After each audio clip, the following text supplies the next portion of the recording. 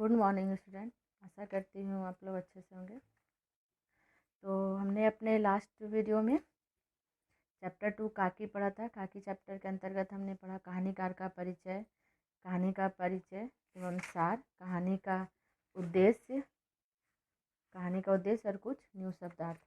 तो आज के इस वीडियो में हम इस कहानी से संबंधित कुछ प्रश्न उत्तर हल करेंगे। तो कहानी के अनुसार हमारा पहला प्रश्न है, अवतरण नंबर 1 है, वर्षा के अनंतर 1-2 दिन में ही पृथ्वी के ऊपर का पानी तो अगोचर हो जाता है, परंतु भीतर ही भीतर उसकी आर्द्रता जैसे बहुत दिन तक बनी रहती है, वैसे ही उसके अंतस्थल में वह सोख जाकर बस गया था। अवतरण के अनुसार प्रश्न नंबर का है, उसके शब्द का प्रयोग किसके लिए किया गया है, उसकी मनोदशा पर प्रकाश डालिए। उत्तर है हमारा, उसके शब्द का प्रयोग श्यामू के लिए किया गया है। श्यामू की मनोदशा अच्छी नहीं थी। वह एक 5-6 वर्ष का कोमल हृदय बालक था। अचानक माँ के देहांत हो जाने पर वह संभल नहीं पाया। दिन भर माँ के लिए रोया करता और रोना बंद हो जाने के बाद वह उदास और अकेला रहने लगा। वह प्रायः अकेला बैठा बैठा शून्य मन से आकाश की ओर देखा करता था। प्रश्न नंबर अवतरण के अनुसार हमारा दूसरा प्रश्न है,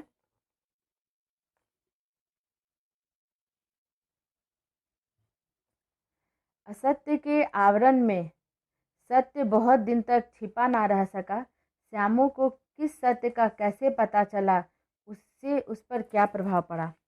उत्तर है, जब श्यामू की माँ की मृत्यु हो जाती है तो श्यामू के गुरुजनों ने उसे कहा कि उसकी माँ मामा के यहाँ गई है, परंतु बाद में उसके मित्रों ने उसे बताया कि उसकी माँ ऊपर राम के यहाँ गई है और कभी वापस नहीं आएगी। वह सुनने के बाद कई दिनों तक लगातार रोता रहा। रोना तो क्रमशः शांत हो गया, परंतु शोक शांत ना हो सका। वह प्रायः अकेला बैठा बैठा शून्य मन से आकाश की ओर ताका करता था। प्रश्न नंबर गा, काकी कहानी की उद्देश्य पर प्रकाश डालिए। उत्तर, काकी कहानी में एक 5 वर्षीय बालक जो कि मातृवियोग होकर कैसे अपना व्यवहार प्रकट करता है यहाँ वर्णित हुआ है। यहाँ अबोध तथा मासूम बालक का शोकावस्था को लेखक ने मार्मिक ढंग से व्यक्त किया है। छोटे बालकों का हृदय अत्यंत कोमल, भावुक तथा संवेदनशील होता है। वे अपने मातृवियोग की पीड़ा को सहन नहीं कर पाते हैं। प्रश्न नंबर घ, काकी शीर्षक कहानी से बालकों के किस स्वभाव का पता चलता है। काकी कहानी में एक अबोध तथा मासूम बालक के मातृवियोग पीड़ा को मार्मिक ढंग से वर्णित किया गया है। छोटे बालक जब अपनी माँ से बिछड़ते हैं तो वह सहन नहीं कर पाते हैं, क्योंकि माँ के साथ ज़्यादा लगाव होता है। माँ के बिना बच्चे अपने आप को अकेला महसूस करते हैं। अतः उपयुक्त बातों से यह पता चलता है कि बच्चे अपनी माँ से बहुत प्रेम करते हैं, उन्हें हर हाल में पाना चाहते हैं। उसका भोलापन, नादानी पाठकों के मन में गहरा प्रभाव डालती है। अवतरण नंबर 2, एक दिन उसने ऊपर एक पतंग उड़ती देखी। ना जाने क्या सोचकर उसका हृदय एकदम खिल उठा। अवतरण के अनुसार प्रश्न नंबर का है, उसने से किसकी ओर संकेत किया गया है, वह उदास क्यों रहा करता था। उत्तर है, उसने से श्यामू की ओर संकेत किया गया है। वह इसलिए उदास रहता था क्योंकि उसकी माँ की मृत्यु हो गई थी। वह दिन रात लगातार रोता था। उसके हृदय में वह शोक जाकर बस गया था। वह हमेशा अकेला बैठकर शांत मन से आकाश की ओर देखता रहता था। प्रश्न नंबर ख, उड़ती हुई पतंग को देखकर उसका हृदय क्या सोचकर खिल उठा। एक दिन उत्तर, माँ के जाने के बाद श्यामू घंटों अकेले बैठा आकाश की ओर देखा करता था। एक दिन आसमान में उड़ती पतंग को देखकर श्यामू यह सोचकर खिल उठा कि वह भी ऐसा पतंग बनाएगा, इसके द्वारा वह अपनी काकी को वापस बुला लेगा।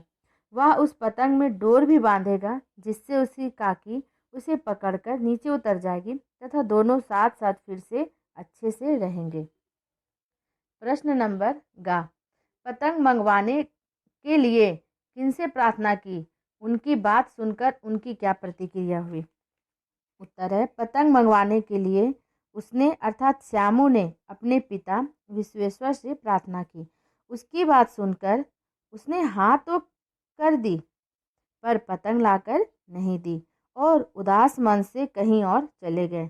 अपनी पत्नी उमा की मृत्यु के बाद विश्वेश्वर अन्य मनसक रहा करते थे, अर्थात उनका मन कहीं और लगा रहता था तथा किसी और की बातों पर वह खास ध्यान नहीं दिया करते थे, जैसे अपने बेटों की बात पर गौर नहीं किए थे।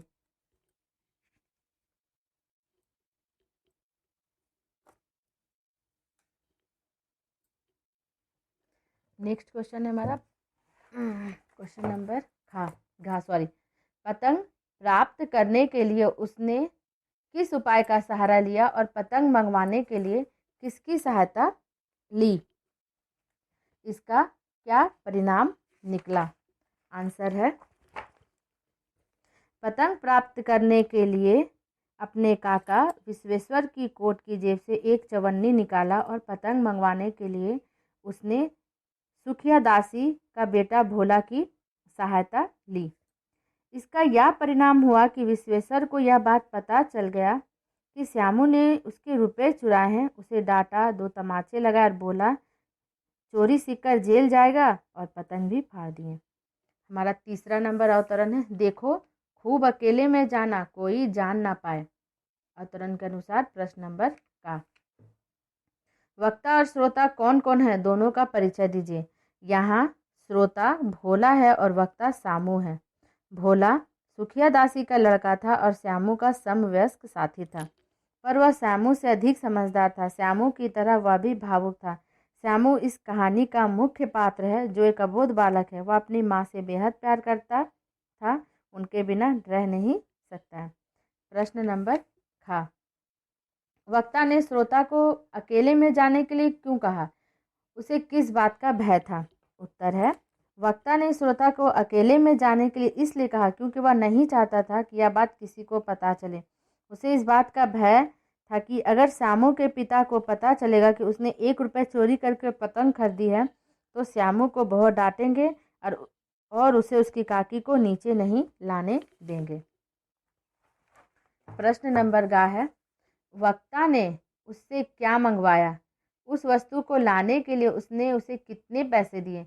वे पैसे उसने कहाँ से प्राप्त किए थे और क्यों? उत्तर है,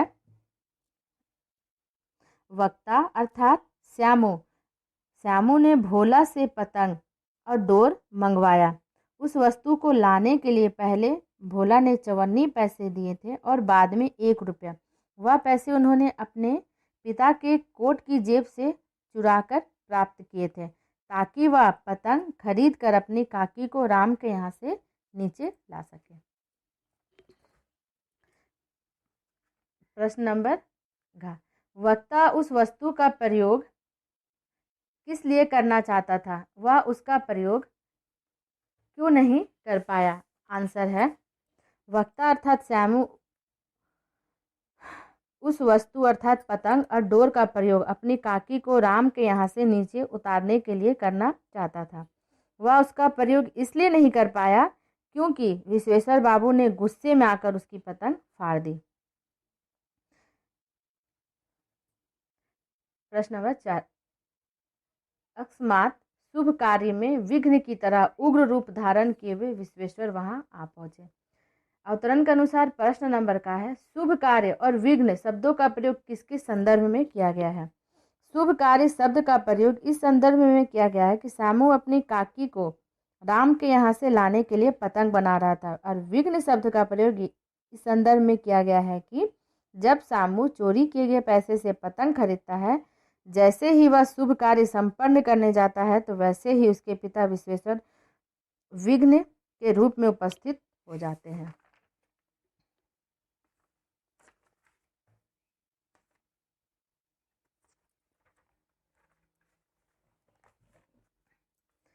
विश्वेश्वर कौन है, उनकी उग्रता का क्या कारण था? विश्वेश्वर, आंसर है विश्वेश्वर मृत उमा के पति तथा श्यामू के पिता हैं। पत्नी की अचानक मृत्यु के कारण वह दुखी रहते थे। जब उन्हें यह पता चलता है कि किसी ने उसके कोट की जेब में से पैसे चुराए हैं तो उन्हें बहुत क्रोध आ जाता है। और जब उन्हें यह पता चलता है कि वह चोरी और किसी ने नहीं बल्कि उन्हीं के पुत्र ने की है तो उनकी उग्रता और ज़्यादा बढ़ जाती है। प्रश्न नंबर गा, वहाँ कौन कौन थे और वे क्या कर रहे थे? वहाँ अर्थात उस कोठरी में श्यामू और उसका समवयस्क दोस्त भोला था। वे पतंग में डोरी बांध रहे थे ताकि उसे वह राम के यहाँ भेजकर उसकी काकी को नीचे ला सके, और जब पतंग ऊपर जाएगा तो श्यामू की काकी उसी मोटी डोरी को पकड़कर नीचे आ जाएगी। प्रश्न नंबर घ, विश्वेश्वर ने धमकाकर किससे क्या पूछा और उन्हें असलियत का पता कैसे चला? उन्होंने अपराधी को क्या दंड दिया? उत्तर है विश्वेश्वर ने धमकाकर भोला और श्यामू से यह पूछा कि उसे उनकी कोट की जेब से पैसे चुराने की क्या आवश्यकता थी। जब भोला ने सक पकाकर विश्वेश्वर को सारी बात बताई, जब उन्हें असलियत का पता चल गया तो वह सोचने बूझने की अवस्था में नहीं था। उन्होंने अपराधी को 2 तमाचे जड़े और कान भी मोड़े। हमारा लास्ट अवतरण है 5। भोला सकपकाकर एक ही डांट में मुखबिर हो गया। मुखबिर का अर्थ होता है भेद खोलने वाला। प्रश्न नंबर का, भोला कौन था, वह क्यों सकपका गया? मुखबिर शब्द का क्या अर्थ है? उत्तर है भोला सुखिया दासी का लड़का था और श्यामू का समवयस्क दोस्त, मतलब सेम एज। पर वह श्यामू से अधिक समझदार था। वह इसलिए सकपका गया क्योंकि जिस कोठरी में श्यामू और भोला दोनों बैठकर पतंग में डोर बांध रहे थे उस जगह पर अचानक विश्वेश्वर बाबू आ धमकते हैं और जोर से डांटते हैं।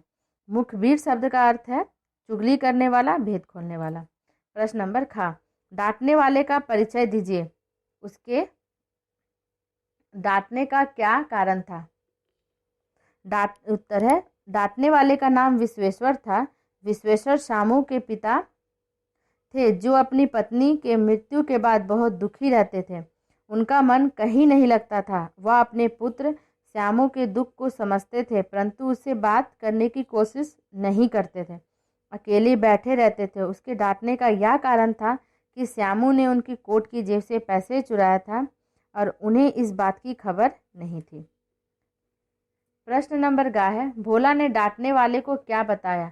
भोला की बात सुनकर डांटने वाले ने किससे क्या दंड दिया? उत्तर है भोला ने विश्वेश्वर को यह बताया कि श्यामू भैया ने डोरी और पतंग मंगवाने के लिए उनकी कोट की जेब से पहले 54 रुपये चुराए, परंतु उससे काम ना हो सका, फिर उसने 1 रुपये चुराया। भोला की यह बात सुनकर विश्वेश्वर ने उसे 2 तमाचे जड़े और कान भी मरोड़े, बाद में पतंग भी फाड़ डाले।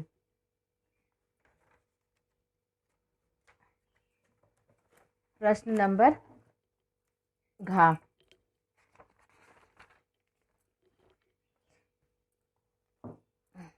भोला की यह बात सुनकर डांटने वाले की क्या मनोदशा हुई? उत्तर है भोला ने जब विश्वेश्वर को बताया कि श्यामू ने पतंग अपनी काकी को नीचे लाने के लिए खरीदा था तब उन्हें बहुत दुख हुआ। यह सुनकर वे हद बुद्धि हो गए और वे जब पतंग पर काकी का नाम लिखा हुआ देखे तो उन्हें पश्चाताप हुआ और उन्हें एहसास हुआ कि व्यर्थ में ही अपने बच्चे को डांट दिए। Thank you. हमारा चैप्टर 2 भी कंप्लीट हो गया है। मैं आपको एक बात बताना चाहूँगी कि आप लोग कॉपी पर सिर्फ मैं जो न्यू शब्दार्थ बताई हूँ वो लिखेंगे, बाकी सब आप अपने वर्क बुक में ही लिखेंगे। क्वेश्चन आंसर जो भी है वर्क बुक में लिखेंगे और कहानी का उद्देश्य, कहानीकार का परिचय, कहानी का परिचय सर ये सब कॉपी में नहीं लिखना है। कॉपी पर सिर्फ मैंने जो न्यू शब्दार्थ बताए हैं वो लिखेंगे और क्वेश्चन आंसर वर्क बुक पर ही लिखना है। Thank you.